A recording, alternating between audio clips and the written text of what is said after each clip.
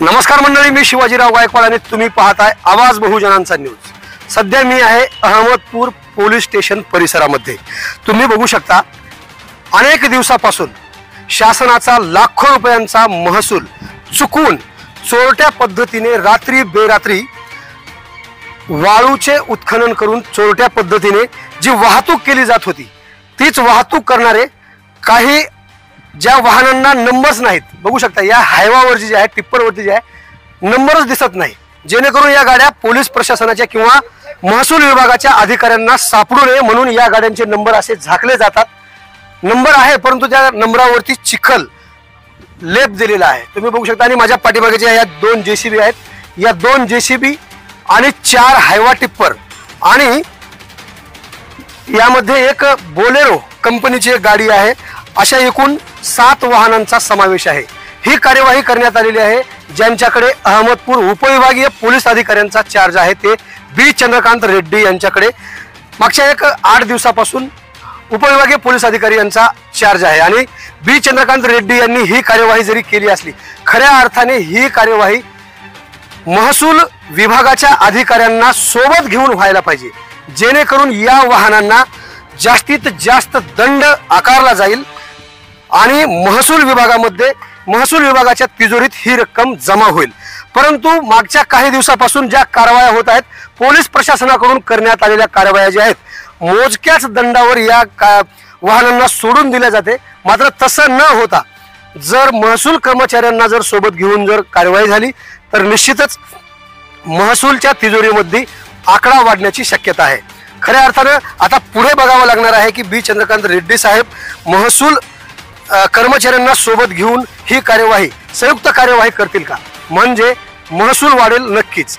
अनेक दिवसापासून असे टिप्पर्स आणि ट्रॅक्टर सुद्धा वाळू उत्खनन सुरू होतं, मात्र अनेक वेळा ते त्यांच्या तावडीतून न सापडता पलायन करून गेलेले आहेत। मात्र आज पहाटे 5 ते 6 वाजेच्या दरम्यान ही कार्यवाही करण्यात आली आहे असं बोलण्यात येत आहे। ताजे आणि महत्त्वाचे अपडेट पाहण्यासाठी पाहत राहा BN4 आवाज बहुजनांचा न्यूज लाईव्ह करता शिवाजीराव गायकवाड, अहमदपूर, लातूर।